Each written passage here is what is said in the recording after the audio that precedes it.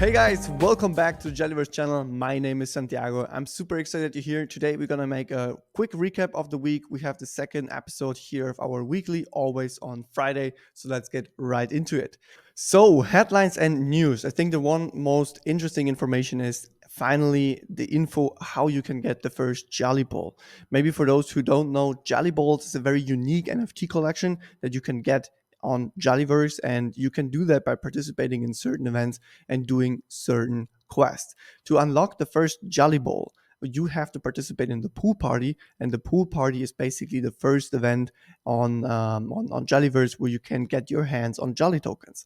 So one of the things that was a bit interesting is that Jellyballs were so hyped up and people were so into the idea of the Jellyballs that they a little bit mixed up the fact that the pool party is about getting Jelly tokens and everyone was just focused on the NFT once we unveiled this information. So just to make this clear, the pool party again will be the event where you have the chance to get your hands on the Jelly token at a fixed price, and you will be able to participate in a stablecoin. And once you fulfill a certain threshold, which we're still discussing since we collected a lot of user feedback last week, you will then have the chance, once you're over this threshold of participation, you will have the chance to get one or even multiple of those Jellyballs. All the stablecoins collected during the event will then be pooled on JellySwap and the LP token will be burned. So that's not going to be a classic IDO or ICO. It's not about filling anyone's pockets. The whole liquidity will be transferred into protocol owned liquidity. I think that's very cool. If you have any more questions about this, of course, feel free to shoot them in the comments and we will put it there. More information, of course, will follow in the next weeks. Then we have all fixes done for the external audit. This is really, really cool. If you saw the last weekly, we are already at the very, very end of the external audit, which was very, very successful. All the fixes for the external audit that had to be done are completely finished and are already in review. I think we can expect a positive outcome here very, very soon. And then, of course, we're going to publish the audit report. Yeah, and the last point here, the Compass wallet integration, I think very anticipated. It's not fully live yet, so you still have to wait a bit more because Compass has to push the update on their side. And also we have to do one or more two tweaks. So everything's like perfectly running. But I already did the test yesterday and the wallet is running. The signing transactions work without any issues. And it's really, really great. Also, what's pretty interesting is that the Compass wallet seems to be way faster than MetaMask when interacting with Jellyverse, at least on my side. So that was really interesting.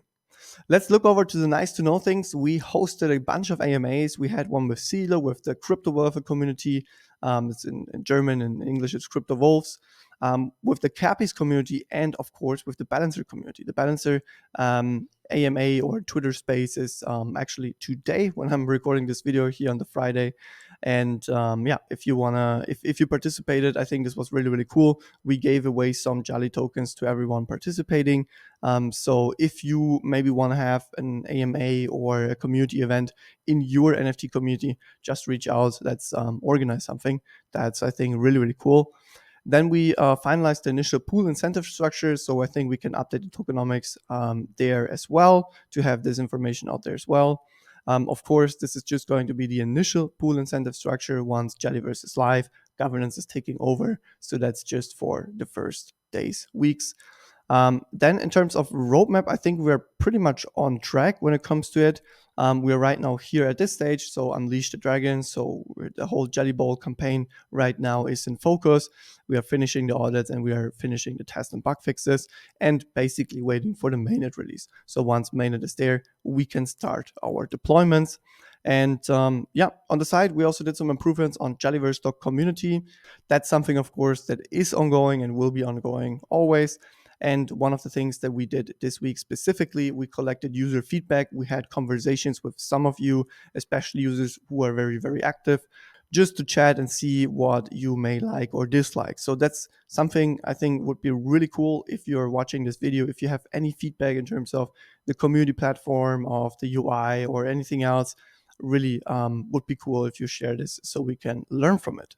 Last but not least, we have the technical details. Just to have a look on the sprint, we have the external audit fixes, which are done.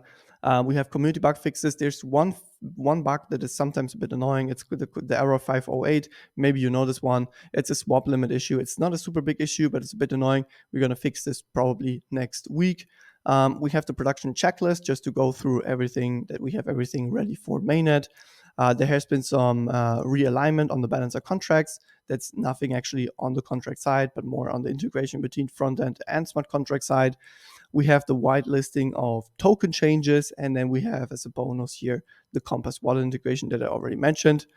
And in the pipeline for next week, we have scoping of a small backend. So we looked into this whole APR topic. I mentioned this in the last weekly. We thought to make this a bit more clean and also use it for other applications in the future. We will probably have a small backend development here, especially for the APR, but also for other things.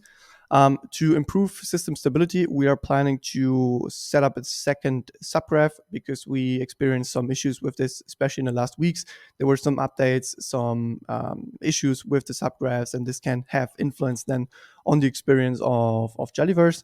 So I think having here a second subgraph would definitely be cool. That's something we're still scoping, so it's nothing decided. Mock deployment is just going to be some additional tests that we do to get things as close as possible to reality. Community bug fixes, finalization of the external audit, which we already covered, some updates on documentation, and as well some more bug fixes in case we have them with the Compass wallet.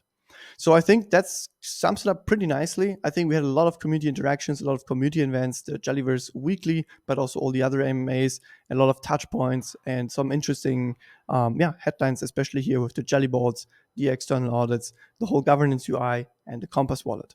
With this being said, guys, I wish you a wonderful weekend. I hope you enjoyed this little rundown. Have a nice weekend. Enjoy the time with the family, and then see you next week. Let's keep building.